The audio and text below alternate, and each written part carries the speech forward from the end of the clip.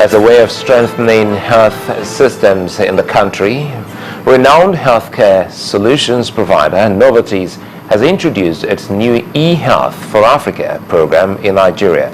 eHealth for Africa is a new tablet computer-based solution to support medical stock visibility and reporting, disease surveillance and health worker training. Presenting the proposal to the Lagos State Commission of Health, the Novartis team says the initiative will provide the Ministry of Health with information covering disease areas such as malaria, HIV, measles, yellow fever, and cholera. An updated version of the proven SMS for Life system in public health facilities in the United States, Novartis brings to Lagos the computer tablet-based system that will provide online timely information on the stock levels of 18 critical medical products and 16 disease surveillance indicators covering multiple disease areas that will help ensure the essential anti-malaria treatments and other critical medicines that are available where and when needed. Not only provide surveillance for these essential medicines, but use the vehicle also to track what is going on with some of the key diseases. So the same healthcare workers who are providing information on the stock levels can also provide information on the disease. What are they seeing? Measles, cholera, etc. This is something we can do. We can also do that to collect data, especially in remote areas. We can do that to teach. So it's something I personally will pursue, and I think the ministry will pursue. Novartis has a long-standing relationship and commitment to Nigeria, and having worked in the country for nearly 50 years, the team also visited the Eye Foundation Hospital in Lagos, where it hopes to increase access to its potent injection, Lucentis, used for the treatment of diabetic macular degeneration, a consequence of diabetes that leads to blindness. Again, that innovation alone is of course not good enough. At the end of the day, it is about access. How can we collaborate to bring innovation to patients, to more patients? I mean, if there is the awareness that this is really a health problem that affects many patients, and if there's the willingness to find solutions, then I'm confident that we can make it available to ever more patients, actually. Together we work with them. We see the best way we can get other people who are ready, sidelined, who are ready to help the diabetic patient. That, okay, even these poor people cannot afford, we can chip it something. We can sponsor some people. This partnership, when fully operational, is expected to better the lot of the ordinary Nigerian, who before now has had difficulties in access to some innovative healthcare solutions. Henry Ogunjimi, Channels Television News. Well, delegates at the National Conference have adopted a recommendation that the office of the President of Nigeria should rotate between the North and South and among the geopolitical zones. The delegates have also adopted the recommendation to have the President pick his vice from the members of the legislature. These were some of the recommendations passed by the National Conference while considering the report to the Committee on Political Restructuring and Forms of Government.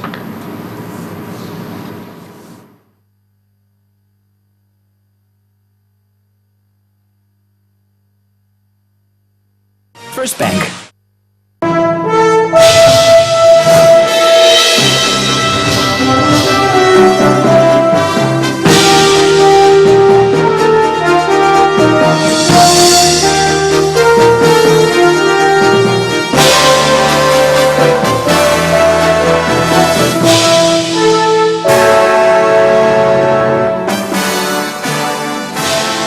Welcome now to business news. The Central Bank of Nigeria, CBN, has extended the timeline for resolution of all categories of complaints on excess charges and loans from 14 to 30 days.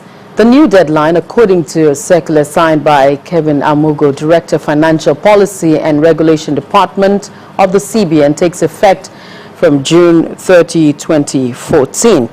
Now, the CBN also in the circular directed deposit money banks, discount houses and other financial institutions to set up and or expand their existing ATM help desks to handle all consumer complaints and resolve same within 14 days.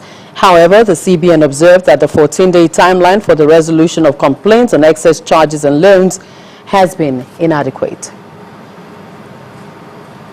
Retail shareholders of quoted insurance companies in the Nigerian stock market have been advised to rise up to their responsibilities as investors. This is coming after an interactive session between the National Insurance Commission, NICOM, and shareholders of the various insurance companies. The Commissioner for Insurance, Mr. Fola Daniel, wants investors to give proper attention to their investments in the companies. They cannot sit back as investors and just wait for any result. They need to be involved in any reasonable measure to ensure that these insurance companies are playing in accordance with what is obtainable elsewhere. Because unless they show that kind of interest, the desired result, that is higher profitability, getting better dividends, will not materialize. They need to show interest in the governance of the respective insurance companies. Scattered shareholders have about 40%, and we don't even have representation on the board. NICOM must see that we are fully represented.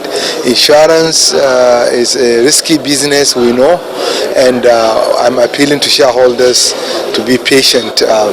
The processes being put in place, certainly in the next 2 to 3 years, we'll start getting good returns from the insurance companies. FBN Insurance says it will launch a bid next week to buy out the 28.8% minority stake it does not already own in Oasis Insurance. The deal is valued at 1.03 billion naira. FBN Insurance, jointly owned by Nigeria's FBN Holdings and South Africa's Sanlam, acquired a 71.2% stake in the motor and fire insurer in February. The company says it will offer 0.55 naira per share to buy the remaining 1.87 billion shares. Leading consumer manufacturer Unilever is leveraging on the abundant natural resources and the availability of raw materials to achieve its growth ambition of doubling the size of its business by 2020. To achieve this, the company believes that investment are to be matched with strategic and capability investments by its supply partners. This was the focus of the 2014 Africa Investment Conference organized by the company to explore business opportunities in Nigeria. Unilever's Partner to Win Investment Conference is designed to share the company's growth plans for Africa with focus on Nigeria.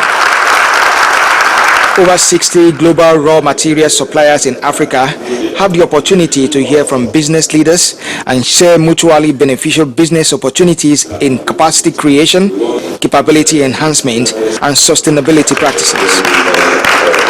The governors of Ogun, Kogi, and the representative of the governor of Lagos State speak on investment prospects in areas where raw materials are needed to boost production for investors. We have about, I think, 17,000 or so virgin land that is waiting for cultivation. We have our strength really in agriculture. We have even the human capital too. For cassava, we are promoting it very actively. All our local governments are clearing 250 hectares of land for cassava, and any local government that succeeds in doing that, the state matches by clearing another 250 hectares. Later at a press session, Unilever's top executives further explained the essence of the conference and how its outcome can enhance growth and create jobs. We are very happy with the response that we've seen from our supplier partners to this conference. Of course, Nigeria faces some short-term issues, and it was great that the governors directly addressed issues of infrastructure, of energy, of security. When we bring our partners, and 60-70 of them coming together, we believe that when we grow, they will need to invest and grow with us here, because otherwise we will just not have the capacity of either the materials or the packaging or indeed even the talent and the capability. And we are not only talking of production, we are also talking of media, we are talking of advertising, we are talking of other services, marketing and business services, which are critical. The company believes that suppliers' input and participation is essential to truly maximize partnerships and deliver sustainable mutual growth for its businesses and Africa as a whole.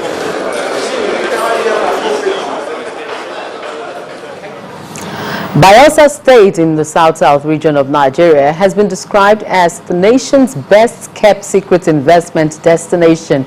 Now, these were the words of the state governor, Mr. Seriake Dixon, at the official opening ceremony of the Bayelsa State Development and Investment Corporation in London. Mr. Dixon says the London office is principally intended to complement the efforts of the Nigerian High Commission in the United Kingdom by promoting the trade and investment potentials of Bayelsa State and Nigeria.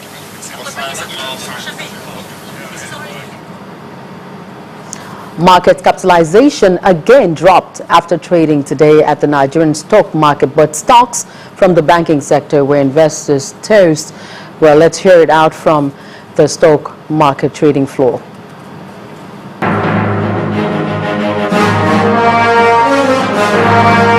Hello and welcome to the Stock Market Report. It was a bullish trading at the end of the day's session as the all-share index inched up by 0.18% to close the day at 42,686.86. However, the market capitalization dropped slightly to close at 14.1 trillion naira.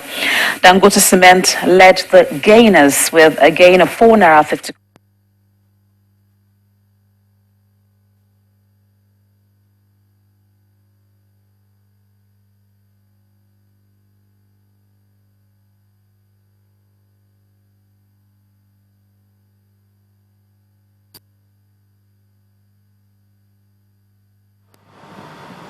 And that's it on Business News Tonight. It's back to Suleiman for the rest of the news at 10.